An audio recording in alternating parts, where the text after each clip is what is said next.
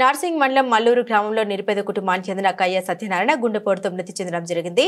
మృతుని ఆర్థిక స్థితిగతులు వివరాలు తెలుసుకున్న స్థానిక దుబ్బాక నియోజకవర్గం కాంగ్రెస్ పార్టీ ఇన్ఛార్జ్ చెరుకు శ్రీనివాసరెడ్డి ఆదేశాల మేరకు నార్సింగ్ మండల కాంగ్రెస్ పార్టీ ఉపాధ్యక్షులు వినోద్ మండల నాయకులతో కలిసి 5,000 రూపాయల ఆర్థిక సహాయాన్ని అందించారు. ఈ కుటుంబానికి చేదోడు వాదుడుగా ఉంటూ అన్ని విధాలుగా ఆదుకుంటామని వారికి భరోసా కల్పించారు. అనంతరం కాంగ్రెస్ పార్టీ మండల ఉపాధ్యక్షులు వినోద్ మాట్లాడుతూ ఈ కార్యక్రమంలో టీపీసీసీ సేవదళ రాష్ట్ర కార్యదర్శి యాదగిరి యాదవ్, మెదక్ జిల్లా ఐసీసీఎల్ అధ్యక్షులు గోవర్ధన్, సీనియర్ నాయకులు బాలరాజు గౌడ్ తదితరులు పాల్గొన్నారు.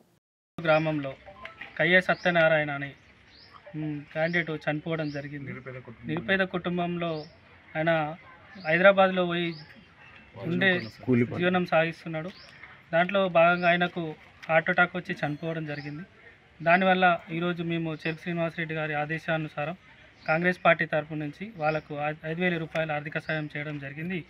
ఈరోజు కొత్త ప్రభాకర్ రెడ్డి గారు ఎమ్మెల్యే గారు వచ్చి కనీసం ఒక బీఆర్ఎస్ కార్యకర్త చనిపోయిన విషయం తెలిసి కూడా వాళ్ళ ఇంటికి కనీసం పరామర్శించడానికి రాకుండా ఏదో ఆడంబరాలకు వచ్చినట్టు వచ్చి గ్రామ పంచాయతీ దగ్గర నేను చేస్తున్నా, సీసీ రోడ్లు చేస్తున్నాం, అది చేస్తున్నాం, ఇది చేస్తున్నాం వచ్చి ఆడంబరాలుగా వచ్చి ఏదో షో చేసిపోవడం జరిగింది. కాబట్టి షో చేసింది కానీ కనీసం ఒక కార్యకర్త చనిపోయిన విషయం తెలిసి కూడా వాళ్ళని పరామర్శించడానికి రాకపోవడం ఇది చాలా బాధాకరం.